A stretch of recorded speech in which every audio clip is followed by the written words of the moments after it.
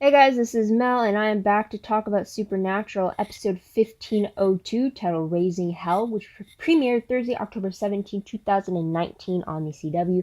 I'm recording roughly less than 3 hours since the episode has aired, so huge spoiler alert. If you haven't seen the episode already, please go do so first, and then come back and see what I have to say about the episode. Otherwise, my other video reminders are up on screen. Take a moment to remind yourselves of those. Also, before we get started, a quick YouTube shout out to Megan B for her comments on my previous video. We had a very interesting discussion about whether or not Belphegor could actually be one of the demons we have previously dealt with, and that led to the question of, well, what actually happens to the demons once they're actually killed by Ruby's knife, an angel blade, smiting, or by the burning of their bones that we saw in episode 604 when Bobby discovered that. So we had a discussion I'm opening up to you guys now for it being, where do the demons go after they've been knifed by Ruby, knife, an angel blade, tortured by their own bones, or by smiting? Do they actually go back to hell, which is what an exorcism would normally do, or that death is like their final death? They're now no longer in existence, because that would put to rest whether or not Belphegor is actually pulling a Gadriel moment when pretending to be Ezekiel. So there's that. But anyways, I'm going to try to do this in 10 minutes, so let's start the clock and let's begin with what happened in this episode. So, well, 1502 pretty much starts 2 days after the events of the premiere. So the town has been under quarantine for the 2 days, which causes for a bit of cabin fever among them. The episode reminder I'm going to say is that we're going to see a lot of the escaped souls, that came out of hell. We're going to see them a lot more coherent than we usually see ghosts being. Especially when they're the ones who are trying to hunt for a case. So there's that. Episode storyline, I'm going to say it's between, there's kind of mini ones going around, but it's between two places. The first one being the hot zone for ghosts in this town. I wrote it down. Give me a moment. I think it's in Kansas. Harlan, Kansas is where this is all happening right now. And then the second part is actually in Las Vegas. So the first storyline with the ghost, we get the Winchesters calling in for more help with hunters as backup.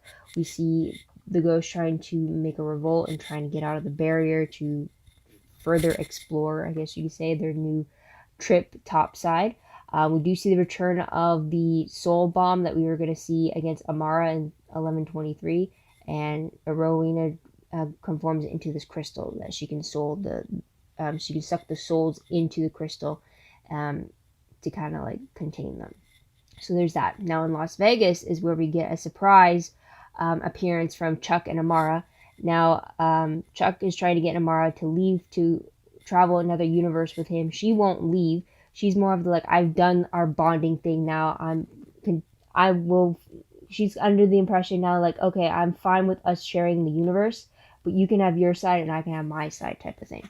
And Amara can actually feel that Chuck isn't at full power, and when he's not at full power, he definitely can't force her to do anything, let alone leave. So she kind of leaves him behind and kind of puts him in his own cage like he did to her with the Mark of Cain. She also feels that he's not at full power because of the gunshot wound in his shoulder, to the point that if Chuck is touching it and he flinches, Sam feels it, like it's connected to each other.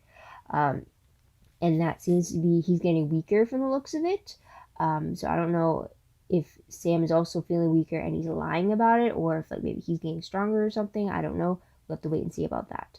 But it's definitely affecting God. So at least that's something.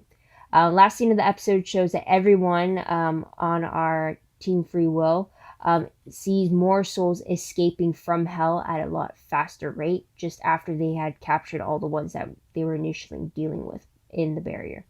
So there's that. Tidbit wise though, I do have a lot for this. First off, there's no actual case in this episode. You can pretty much think of this episode as like the part 2 connected to the premiere, since it still deals with the ghosts that specifically escaped from there is no time that has truly passed. It really kind of picks up where they left off. So that was an interesting thing there.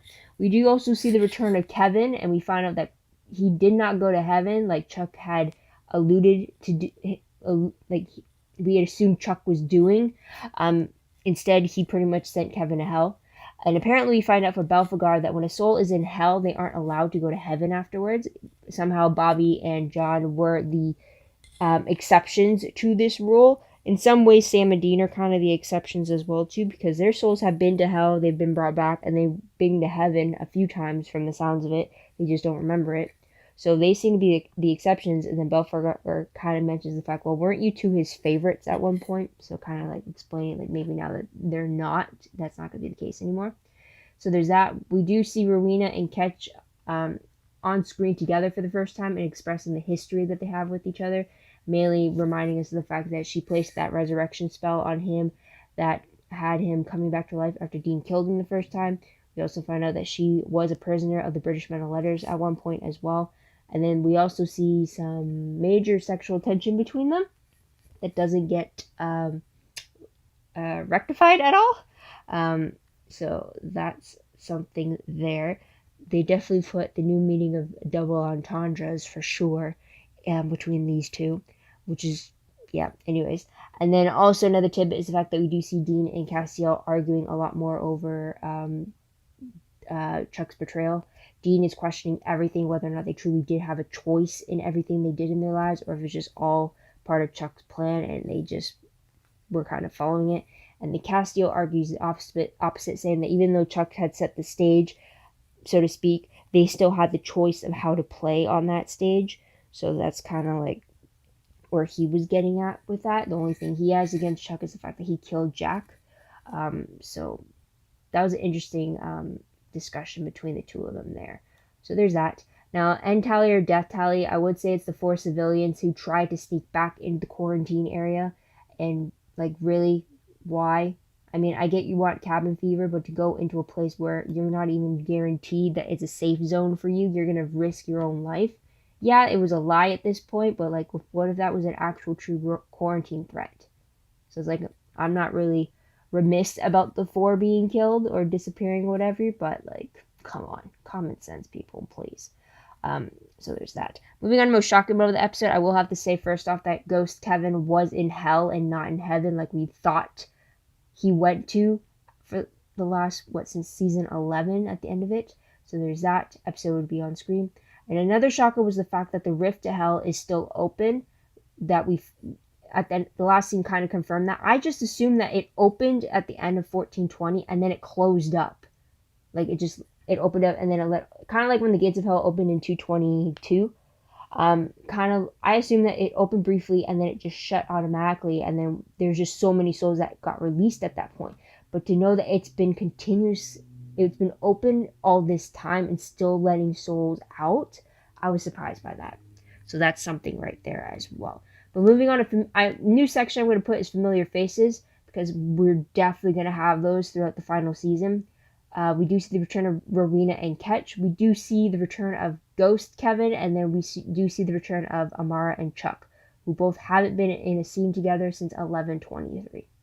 So that was something there. I mean, when Amara first showed up on screen, I had to do a double take. It's like, is that her? Well, she was on like a massage table, but it's like I kept wondering, it's like, why is she familiar? And then wait a minute, it's like, wait a minute, is that Amara? Is that her? So I wasn't expecting her to appear so soon. I kind of heard rumors that she might be coming back. But yeah, it was very interesting to see the difference in her in this episode than when we last saw her a few years ago in season 11. So that's such progress right there, for sure. She definitely seems to be more zen with herself, I guess. I don't know. But moving on to top 3 favorite moments. Ghost Kevin, for sure. I always love it when he comes back and interacts with the brothers, for sure. Specifically when they were saying goodbye and he says, love you guys. It's just like, it broke my heart, but then I'm also happy that they've got to that point. Yes, I wish Kevin was still alive, and I still think that his death could have been avoided. But, like, I'm glad that they were able to bring him back just for this little bit. And then now that he's, like, out free in the world, maybe we might see him again. Who knows? I don't know. So that was a favorite then. Another favorite was the fight between Dean and Castiel. I don't like the fact that they were fighting, obviously, but I do like what they were talking about. I like the fact that they were both arguing both sides to the whole Chuck's betrayal thing, and it pretty much bringing the conversation as to whether or not what is free will? Do they actually have it? Now kind of rethinking everything that they've done. What was their choice? What wasn't? And it kind of like, it brings that philosophical question. And I really appreciate that because it definitely does keep the wheels turning, if you were. So there's that. Another favorite I did have, which I'm surprised by, is just the Chuck and Amara scenes. I mean, just seeing that huge difference between their relationship that we saw in 1123, where it's kind of the roles were reversed. In 1123, if I remember correctly, Amara was like, she wanted to find, like, she wanted guidance or something, but I haven't rewatched 11 yet. I'm still stuck on episode 200. But if I remember correctly, she was lost in the world. She's trying to figure out her place in Chuck's creations and trying to figure out how she fits in with this new world he created. And now in this one, you get the sense that she's more in tune with herself. She knows what's going on. She literally takes on the big sister role in regard to that, because Chuck acts like a spoiled brat in comparison to her, and like she's kind of like reminding us, like, no, I'm the older one here, type of thing. It was just very interesting to see that play out between them. So that was something there. And I only had one peeve in this episode, and it was that I do not know if I can trust Belphegor. I want to, and then I don't, especially after the brief discussion I had with Megan B on my last video about whether or not it is truly Belphegor or not. I want to believe that it is, and that he truly is saying what he is saying, or his motives are. But then again, he's a demon, and demons lie. But then they also tell the truth and have you questioning whether it is a lie. So I have no idea. So that's something there, which leads into my my first random question, which is the fact that, does anyone else believe that they can trust Belphegor? I mean, I feel like there is an underlining motive there, but I don't know if it's going to be to our advantage or to his advantage, or what team he truly is playing on, or if he actually is saying what he is doing and we could take him for his word. So that's something there. I still, after this discussion, I don't think Belphegor is a demon we've seen before. I don't think he's a returning face masquerading as someone else. I think he truly is someone new that we're going to have to decide whether or not to trust or not. But I'm wondering how long we're going to be getting Belphegor possessing Jack, and when we're going to see Jack, the real Jack, in the MT first off, because that's where we last saw him. So that's something there.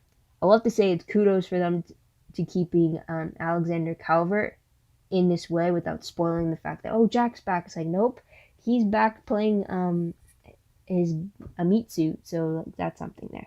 And another question I did have, again, I mentioned at the beginning of the video, but where do dead demons go? Are they just erased from existence? Do they go to the empty? Do they go straight back to hell and get repurposed again? Who knows? That's the question there. But moving on to predictions very quickly. Based off the promo for 1503, it shows Rowena performing a spell in a cemetery, and she's wearing this really bright pink dress for some reason. And then it also shows Rowena wondering if Sam will risk the world to save her. It seems like she might have to sacrifice herself to do this spell, and like Sam maybe is against that or something. I don't know. It'd be quite interesting, considering they do have a... Well, we also have to remember, too, that Rowena is not supposed to die unless it's by Sam's hands. That's what her death book specifically says. Not specifically what I said, but that's pretty much the gist of how she's supposed to die, with Sam being her killer. So it begs the question whether this is the moment or not. So that's something there. And the synopsis, though, for the episode reads, Sam and Dean, together with Rowena, work tirelessly to keep all of hell from breaking loose. And then Castiel cannot forgive an arrogant betrayal. Is this a new betrayal that we're going to have to deal with? Is it Belphegor that's doing this? I have no idea. We'll have to wait and see about that. But otherwise, that is pretty much it, guys. What did you guys think of the episode? What did you guys like about it? What do you think will happen next? Let me know in the comments down below. I'd love to hear your own thoughts, theories, and predictions about all that good stuff.